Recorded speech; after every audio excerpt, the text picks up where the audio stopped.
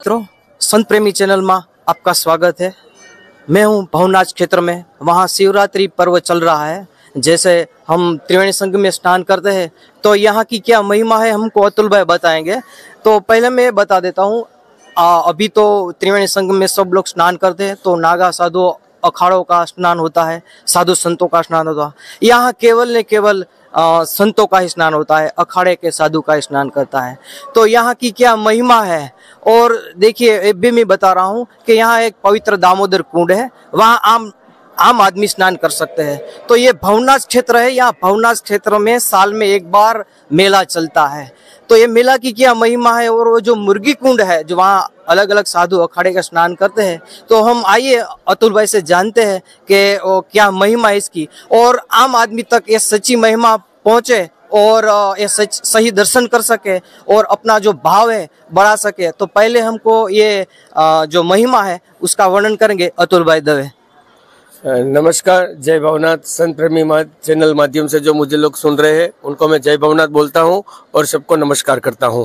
सबसे पहले जो भवेश्वर के नाम से ये जाना जाता पुराना मंदिर भवनाथ के नाम से आज प्रसिद्ध है, जो गिरनार तलेटी और दत्त गिरनार जो दत्त महाराज ऊपर बैठे हैं उसके सानिध्य में यहाँ पे स्थिर हुआ है। ये मंदिर की जो विशेषता है, उनकी जो स्टोरी है, मैं आपको जो स्कंद पुराण में महर्षि वेद व्यास जी ने बताया है वो मैं आपको बताता हूँ।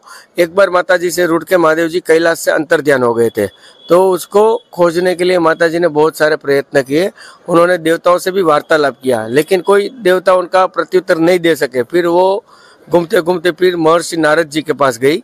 तो नारद जी ने बोला कि देखिए, जो महादेव थे वो आपके पति थे, वो आज तक थे, लेकिन अब वो एक तत्व हो गए। अगर शिव तत्व को पाना है तो तब साधना और आराधना, इनके अलावा और कोई दूसरा रास्ता नहीं है। शिव तत्व पाने के लिए वो सरल रास्ता है। माता जी ने फिर उनको पूछा कि देखिए, ऐसा कौन सा स्थान है कि जहाँ पे मैं जाऊँ और तप साधना करके मेरे महादेव को वापस प्रसन्न कर सकूँ। तो नारद जी ने बताया कि रेवताचल, जो आज गिरनार के नाम से जाना जाता है, वो क्षेत्र इतना पवित्र है कि वहाँ पे आप जाइए और तप साधना करिए। महादेव आपको एक प्रमाण देंगे, फिर वो आपकी और तप साधना के बाद प्रकट हो गए। माता जी यहाँ पे आई गिरनार के ऊपर, उन्होंने तप साधना की। उनके साथ 33 कोटि देवता भी जुड़ गए, क्योंकि हर एक की उत्पत्ति शिव में से है और लय भी शिव में है और हर एक को शिव का जरूरत है। तो महादेव जी के लिए देवता भी साथ में जुड़ गए, उन्होंने भी तप साधना की। महादेव जी ने प्रमाण के रूप में अपना जो मृग चर्म जो लगाते थे वो यहाँ पे फेंका, जो सामने वस्त्र गिरने की वजह से वस्त्रपथेश्वर नाम से प्रसिद्ध हुआ। फिर और तप साधना के बाद महादेव जी फिर प्रकट हुए और यहाँ पे स्वयंभू भवनाथ यानी कि भुवनेश्वर नाम से स्थिर हुए। और स्कंद पुराण में यह भी लिखा है कि महादेव जी ने प्रकट होते हुए बताया है कि मेरी यहाँ जो लिंग स्वरूप स्थापना होगी, मेरी ज्योति चिरंकाल यहाँ पे स्थिर रहेगी ये लिंग में, और जो लोग यहाँ आके मेरा दर्शन करेंगे, जो भी जीवात्मा मेरा दर्शन करेंगे, उनकी जो भी पीड़ा है, दुख है, दर्द है, वो दूर हो गए और उनकी जो भी मनोकामना है वह पूरी होगी। तो ये भवेश्वर महादेव गिरनार तलेटी में है। यहाँ पे साथ में मृगी कुंड है, जो उज्जैन के राजा भूत चंद्रवंशी थे उन्होंने बनाया हुआ है, निर्मित किया हुआ है। एक बार वो मृगिया खेलने के लिए जंगल में गए थे, वहां पे उन्होंने एक ऐसी कन्या देखी कि जिसका शरीर स्त्री का था और मुंह था वो मृग का था। वो उनको अपने साथ राजभवन में लाए, ऋषियों और पंडितों से वार्तालाप किया और पूछा कि इनका मूल स्वरूप कैसे वापस आएगा। तब उन्होंने बताया कि देखो, आप रेवताचल क्षेत्र में सुवर्ण रेखा करके एक नदी बह रही है, वहां पे आप जाइए, क्योंकि उनका जल इतना पवित्र है कि भारतवर्ष की जो 42 नदियां जो शास्त्र में बताई है, उनका सभी का जल एक ही जगह पे मिलता है। तो वहां आप जाइए, उनको स्नान कराए तो उनका मूल स्वरूप वापस आएगा। राजा भोज इधर आए, सुवर्ण रेखा नदी पे उनका स्नान करवाया और जो मृग कन्या थी उनका मूल स्वरूप उनको वापस प्राप्त हुआ।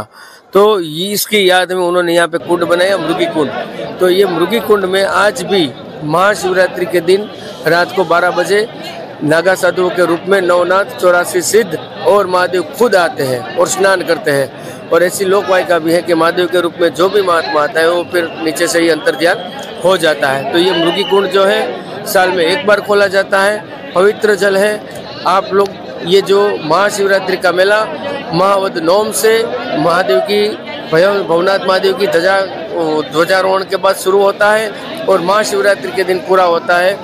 लाखों की संख्या में देश विदेश से धार्मिक भक्तजनों, श्रद्धालुओं यहाँ दर्शन करके अपनी इच्छाएं पूरी करते हैं। भजन, भक्ति और भोजन त्रिवेणी संगम यहाँ एक मिनी कुंभ जैसा वातावरण होता है और गवर्नमेंट और साधु समाज ने भी मिलकर यहाँ हर 5 साल में मिनी कुंभ घोषित किया हुआ है।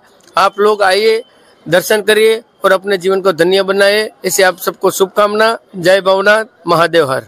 अतुल भाई, यहाँ कोई अलग अलग राज्य से आए तो भवनाथ से ऊपर गिरनार तक कौन कौन से दर्शन, ये थोड़ा जरा बता दीजिए ताकि वो जाए और वो दर्शन सही करे।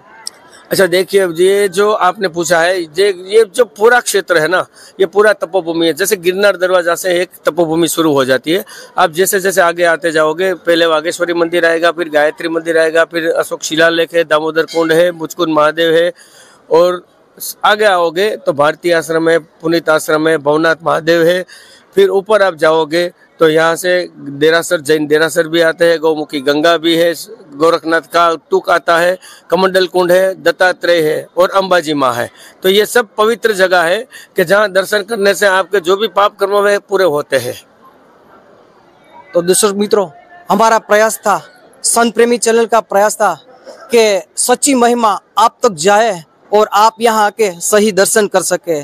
जैसे मैंने आपने बोला कि यहाँ जो साधु संत है वो ही अखाड़े के लोग ही मृगी कुंड में स्नान करते हैं, आम आदमी को स्नान करना नहीं है। और यहाँ एक पवित्र जगह है, वहाँ है वो दामोदर कुंड, वहाँ आप स्नान करते सकते हैं। तो हमारा प्रयास यही था कि आप तक ये सही जानकारी मिले और आप यहाँ सच्चे दर्शन करें और आपका भाव बढ़े। संत प्रेमी चैनल, महेश कामोठी।